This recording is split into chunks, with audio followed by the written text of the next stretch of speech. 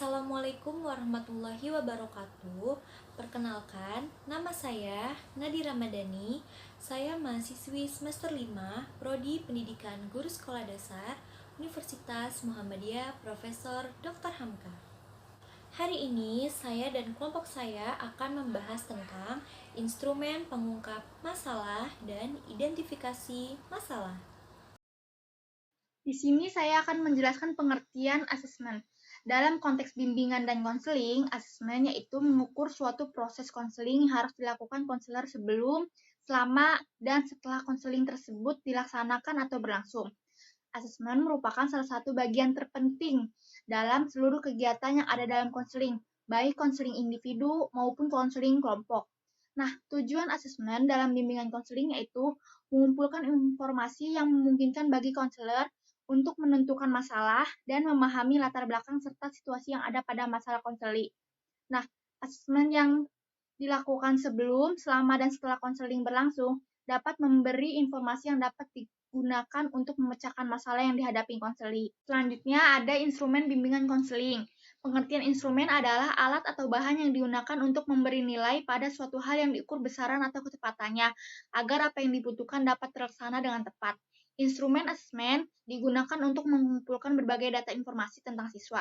Data tentang siswa dapat dibedakan menjadi data psikologis dan non-psikologis.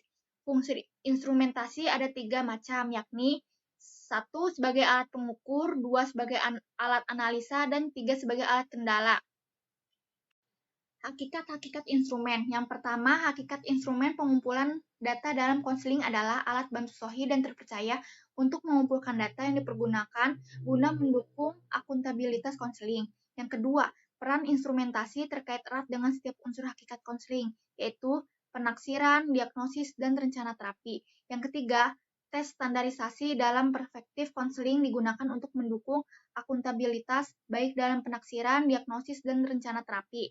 Selanjutnya ada jenis-jenis instrumentasi BK, yaitu instrumentasi non-tes. Ada observasi, catatan anekdot atau anekdotal record, catatan berkala, isen data record, daftar cek atau checklist, skala penilaian, rating scale, peralatan mekanis, mechanical device, angket tertulis, wawancara informasi, autobiografi, dan sosiometri. Selanjutnya yaitu instrumen tes. Instrumen tes dibagi menjadi 2. Yang pertama, kegunaan instrumen tes dalam membantu konselor. Instrumen tes memiliki 4 kegunaan. Yang pertama, memperoleh dasar-dasar pertimbangan yang berhubungan dengan berbagai masalah pada individu yang dites, seperti masalah penyesuaian dengan lingkungan, masalah prestasi atau hasil belajar, dan masalah penempatan atau penyaluran. Yang kedua, memahami sebab-sebab terjadinya masalah pada diri individu. Yang ketiga, mengenali individu, misalnya peserta didik, yang memiliki kemampuan yang sangat tinggi dan sangat rendah, yang memerlukan bantuan khusus. Yang keempat, memperoleh gambaran tentang kecakapan, kemampuan, atau keterampilan seseorang individu dalam bidang tertentu. Instrumen tes yang kedua yaitu persyaratan instrumen tes yang baik. Penyusunan dilakukan melalui 3 tahap, yaitu perencanaan tes, penulisan tes, dan analisis tes. Perencanaan tes dilakukan dengan langkah-langkah. Yang pertama, menetapkan tujuan tes.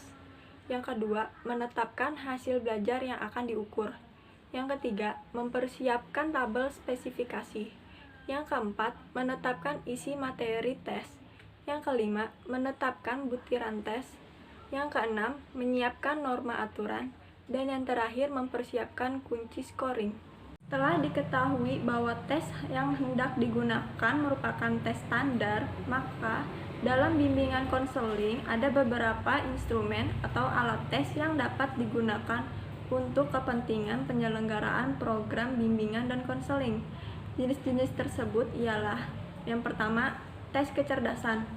Yang kedua, tes bakat. Yang ketiga, inventory minat. Yang keempat, tes kepribadian. Dan yang kelima itu tes prestasi. Selanjutnya ada kegunaan hasil instrumen non-tes dalam bimbingan konseling.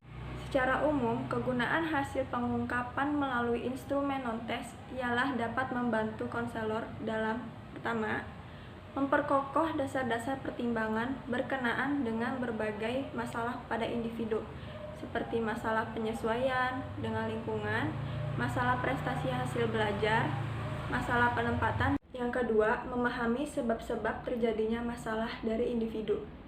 Yang ketiga, mengenali individu yang memiliki kemampuan yang sangat tinggi dan sangat rendah yang memerlukan bantuan khusus. Yang keempat, memperoleh gambaran kecakapan, kemampuan, atau keterampilan seseorang individu dalam bidang tertentu. Penggunaan asesmen pada siswa. Yang pertama, membantu siswa memperoleh pemahaman diri dan pengarahan diri dalam proses persiapan diri untuk bekerja dan berguna dalam masyarakat. Yang kedua, siswa dapat menilai dan memahami dirinya, terutama mengenali potensi dasar, minat, sikap, kecakapan, dan juga cita-citanya. Yang ketiga, siswa dapat menemukan hambatan-hambatan yang sifatnya dari dirinya dan dapat mengatasi hambatan-hambatannya itu sendiri. Yang keempat, membantu siswa dalam melaksanakan masa depannya, hingga dia dapat menemukan karir yang cocok dalam kehidupannya. Nah, selanjutnya yang kedua ada konselor sekolah. Konselor adalah tenaga pendidik yang berkualifikasi sastra 1 atau S1 dan menyelesaikan program studi profesi atau PPK. Konselor sebagai pelaksana utama, tenaga inti, dan tenaga profesional yang bertugas yang pertama, melaksanakan pelayanan konseling. Yang kedua, merencanakan program bimbingan dan konseling untuk satu waktu tertentu. Program itu dapat dikemas ke dalam bentuk program harian, mingguan, bulanan, semesteran, atau tahunan. Yang ketiga, menilai proses dan hasil pelaksanaan pelayanan. Yang keempat, melaksanakan tindak lanjut berdasarkan hasil penilaian pelayanan, bimbingan, dan konseling. Yang kelima, mempertanggungjawabkan pelaksanaan tugas dalam bimbingan dan konseling kepada koordinator bimbingan dan konseling atau serta kepada kepala sekolah. Yang keenam, berkolaborasi dengan guru mata pelajaran dan wali kelas serta pihak terkait dalam pelaksanaan program bimbingan dan konseling. Yang ketiga, ada guru mata pelajaran. Sebagai pemberi mata pelajaran atau praktikum, guru dalam pelayanan bimbingan dan konseling juga ikut serta dalam membantu pengumpulan data tentang peserta didik. Tugas guru mata pelajaran yang pertama, membantu konselor mengidentifikasi peserta didik yang memerlukan pelayanan bimbingan dan konseling, serta membantu mengumpulkan data tentang peserta didik. Yang kedua, mereferal peserta didik yang memerlukan pelayanan bimbingan dan konseling kepada konselor. Yang ketiga, menerima peserta didik alih tangan dari konselor, yaitu peserta didik yang menurut konselor memerlukan pelayanan pengajaran atau kasus, yaitu pengajaran, perbaikan, dan proses pengayaan. Yang keempat, memberikan kesempatan dan memudahkan kepada peserta didik yang memerlukan. Yang kelima, berpartisipasi dalam kegiatan khusus penanganan masalah-masalah peserta didik, seperti konferensi kasus. Yang keenam, membantu dalam pengumpulan informasi yang diperlukan dalam rangka penilaian pelayanan bimbingan dan konseling serta upaya tindak lanjut. Yang keempat, ada wali kelas. Sebagai pembina kelas dalam pelayanan bimbingan dan konseling, wali kelas berperan yang pertama, melaksanakan peranannya sebagai penasihat kepada peserta didik, khususnya di kelas yang menjadi tanggung jawabnya. Yang kedua, membantu memberikan kesempatan atau kemudahan kepada peserta didik, khususnya di kelas yang menjadi tanggung jawabnya untuk mengikuti atau menjalani pelayanan bimbingan dan konseling. Yang ketiga, berpartisipasi aktif dan konferensi kasus. Yang keempat, mereferalkan peserta didik yang memerlukan pelayanan bimbingan dan konseling kepada konselor. Yang kelima, ada kepala sekolah. Kepala sekolah adalah penanggung jawab menyeluruh kegiatan di sekolah, termaksud kegiatan bimbingan dan konseling. Tugas dari kepala sekolah yaitu yang pertama, memahami dan peduli terhadap bimbingan konseling. Yang kedua, menginteraksikan program bimbingan konseling dengan program di sekolah. Yang ketiga, memfasilitasikan pengembangan program bimbingan dan konseling. Yang keempat, melaksanakan penilaian bimbingan dan konseling. Yang kelima, melaksanakan pembinaan bimbingan dan konseling. Yang keenam, berpartisipasi aktif kegiatan khusus bimbingan dan konseling. Yang ketujuh, responsif terhadap upaya inovasi bimbingan dan konseling di sekolah. Lalu ada kegunaan asesmen pada orang tua, yang dimana peran orang tua sangatlah penting dalam memotivasi anaknya. Dan ada pun tugas orang tua sebagai berikut. Yang pertama, memberikan support atau dorongan kepada anaknya dalam hal apapun demi mengembangkan minat dan bakatnya. Dan yang kedua, membantu dalam mengevaluasi anaknya dalam melaksanakan program atau kegiatan pelayanan, bimbingan, dan konseling yang diperoleh. Berikutnya ada identifikasi masalah dalam bimbingan konseling. Pengertian identifikasi masalah dalam bimbingan konseling merupakan upaya untuk memahami jenis, karakteristik kesulitan atau masalah yang dihadapi oleh peserta didik. Nah, salah satu cara untuk memudahkan seseorang mengungkapkan atau menyatakan identifikasi masalahnya dengan baik adalah dengan cara mengetahui secara jelas masalah yang dihadapi peserta didik tersebut. Dan tujuan identifikasi masalah antara lain sebagai berikut. Yang pertama, konselor dapat mengenal kepribadian peserta didik yang dianggap mempunyai masalah secara luas dan mendalam. Yang kedua, konselor dapat memahami dan menentukan faktor penyebab permasalahan yang dihadapi para peserta didiknya. Yang ketiga, konselor dapat menentukan jenis layanan yang tepat sesuai dengan permasalahan klien. Dan yang keempat, konseli atau peserta didik dapat terbantu untuk memahami permasalahannya. Kemudian ada masalah dalam bimbingan konseling, yang dimana pengertian masalah dalam bimbingan konseling merupakan segala sesuatu yang menjadi kendala atau hambatan pada diri siswa yang harus dipecahkan untuk pencapaian dan terwujudnya suatu tujuan bimbingan dan konseling. Adapun tujuan bimbingan dan konseling secara umum antara lain sebagai berikut. Yang pertama, terpecahnya suatu masalah yang menjadi hambatan pada diri siswa. Yang kedua, menjadikan pribadi yang mandiri pada diri siswa. Yang ketiga, mengembangkan potensi-potensi yang ada di dalam diri siswa. Dan yang keempat, menambah wawasan siswa. Kemudian, data yang dapat dikumpulkan dalam mengidentifikasi masalah dibagi menjadi 3. Yang pertama, ada data pribadi. Yang kedua, ada data kelompok. Dan yang ketiga, ada data umum. Pada data pribadi, data yang dapat dikumpulkan ialah sebagai berikut. Yang pertama ada identitas pribadi yang mencakup tentang nama, gelar, tempat dan tanggal lahir, alamat, kewarganegaraan, agama, kondisi fisik dan kesehatan.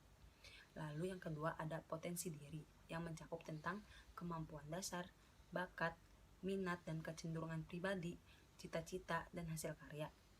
Lalu yang ketiga ada status dan kondisi keluarga. Yang keempat ada status dan kondisi pekerjaan atau karir. Dan yang kelima ada kondisi kehidupan sehari-hari dalam permasalahannya. Nah, dalam muatan data pribadi yang telah saya sebutkan, ada yang bersifat statis yaitu kenyataan atau kondisi yang relatif tidak dapat berubah. Dan ada yang bersifat dinamis yaitu kenyataan atau kondisi yang bisa berubah. Kemudian pada data kelompok, data yang dapat dikumpulkan yaitu data yang mengenai sekelompok individu atau dalam jumlah yang terbatas. Lalu pada data umum, data yang dapat dikumpulkan yaitu data yang tidak mengenai diri seseorang dan tidak pula berkenaan dengan kelompok atau terbatas individu tertentu. Nah, selanjutnya itu ada masalah belajar. Masalah belajar adalah suatu kondisi tertentu yang dialami oleh murid dan menghambat kelancaran proses yang dilakukan individu untuk memperoleh suatu perubahan tingkah laku yang secara keseluruhan. Nah, masalah belajar ini sangat banyak sekali variannya. Dan masalah belajar ini juga sangat mengganggu untuk perkembangan dan kelancaran dari proses pembelajaran di kelas. Berikut ada 2 faktor yang mempengaruhi dalam masalah belajar. Yang pertama itu ada faktor internal, yang kedua itu ada faktor eksternal. Faktor internal adalah masalah yang timbul dari dalam diri siswa atau faktor internal yang ditimbulkan ketidakberesan siswa dalam belajar. Faktor kesehatan itu sangat penting loh bagi anak dalam melakukan pembelajaran. Karena bila kondisi anak tidak fit, maka ia akan mengalami ketidakkonsentrasi dalam belajar. Nah, yang kedua itu ada rasa nyaman. Rasa nyaman juga sangat penting nih bagi anak karena kondisi lingkungan yang aman, tenang, bahagia, senang, maka anak juga dapat menyerap pembelajaran lebih banyak dan materi yang diberikan oleh guru akan paham dan anak paham akan materi yang diberikan oleh gurunya. Yang ketiga ada latar belakang sosial. Latar belakang sosial itu timbul dari lingkungan keluarga. Misalkan apakah keluarga anak ini, apakah keluarga yang baik-baik atau keluarga yang keras. Keras dalam artian anak tuh menjadi tidak nyaman berada di lingkungan rumah. Keempat itu ada kebiasaan belajar. Jadi kebiasaan belajar ini adalah salah satu faktor yang mempengaruhi dalam masalah belajar. Akan terlihat mana anak yang sering belajar dan mana anak yang jarang belajar atau mana anak yang belajar pada saat guru akan memberikan ujian atau saat ujian kenaikan kelas. Nah, yang kelima ada motivasi. Nah, motivasi ini sangat penting loh untuk anak untuk meningkatkan pembelajarannya. Motivasi bisa didapatkan oleh guru dan orang tua. Jadi, bila guru mengajar, guru harus menyelipkan kata-kata motivasi untuk anak-anaknya agar anak-anak itu merasa semangat dalam belajar. Dan guru juga harus berdiskusi kepada orang tua untuk selalu memberikan motivasi dan semangat belajar anak di rumah agar anak tidak cepat bosan bila belajar di rumah. Dan yang terakhir ada kemampuan mengingat. Dan kemampuan mengingat itu juga berpengaruh loh dalam prestasi anak.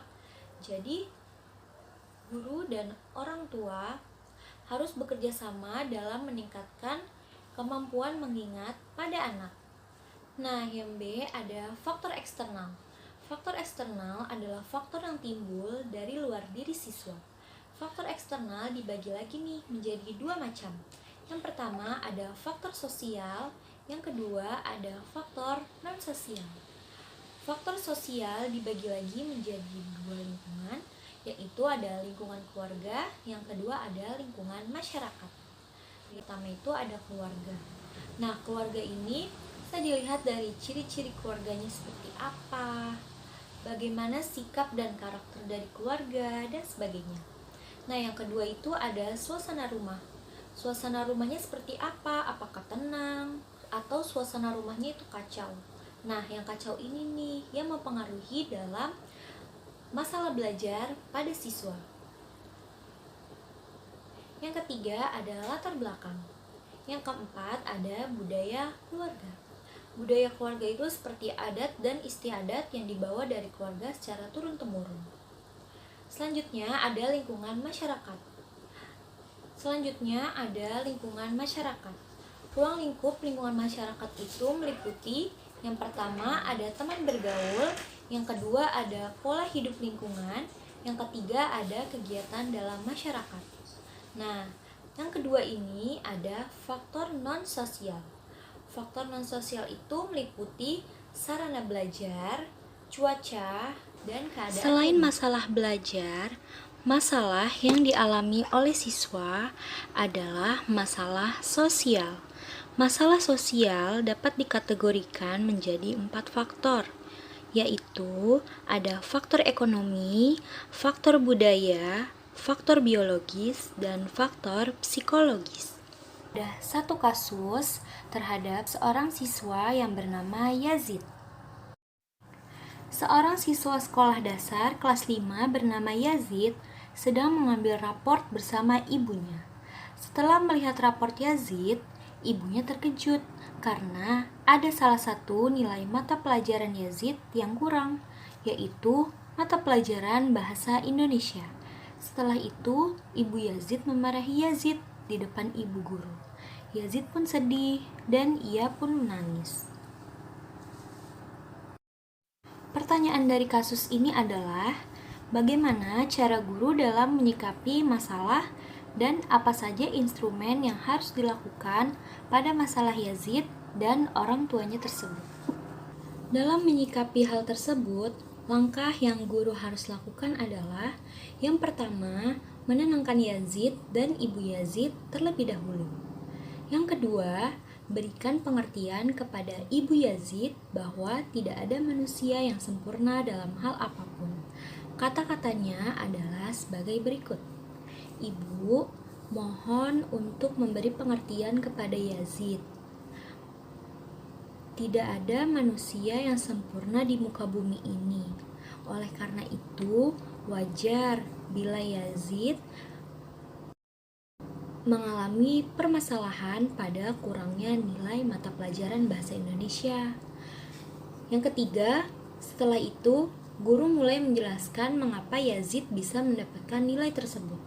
Kata yang diucapkan adalah, mohon maaf ibu, saya izin menjelaskan kepada ibu tentang keseharian Yazid di sekolah. Yazid anaknya sangat cerdas pada pelajaran tentang menghitung dan olahraga.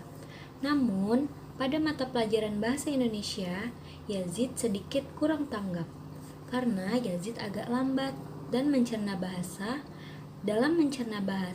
dan ia cepat bosan ketika dapat pembelajaran bahasa. Dan hari ini mungkin Yazid belum bisa maksimal dalam pembelajaran Bahasa Indonesia. Namun, Yazid masih bisa berkembang, Bu. Saya selaku guru akan terus mengasah kemampuan dari Yazid dan ibu selaku orang tua dari Yazid, semoga ibu selalu mendukung Yazid dalam hal positif. Setelah itu, yang keempat, setelah itu bila ibu Yazid menjawab, kita sebagai guru harus menjawab dengan senang hati. Yang kelima, dan sebagai guru juga, kita harus memperhatikan perasaan dari ibu dan Yazid.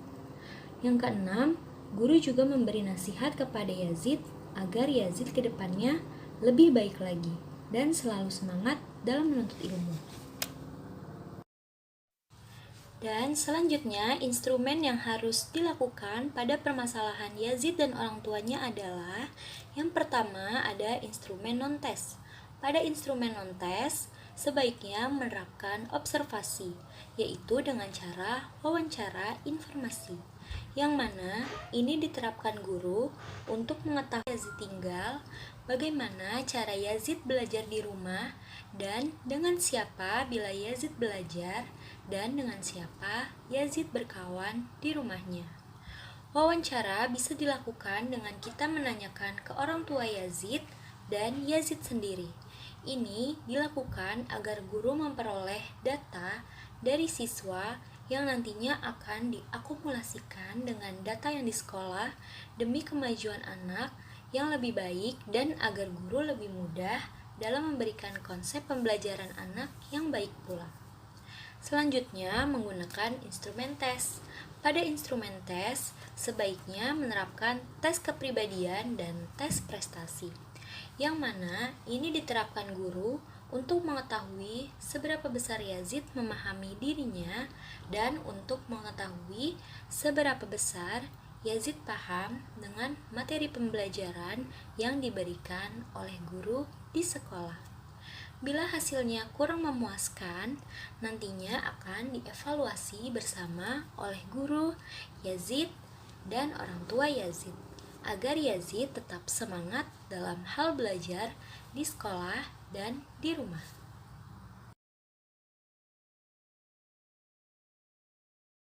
Sekian presentasi video dari kelompok kami. Semoga apa yang kami jelaskan dapat bermanfaat dan tambah ilmu juga. Bila ada kekurangan, mohon dimaafkan ya. Assalamualaikum warahmatullahi wabarakatuh.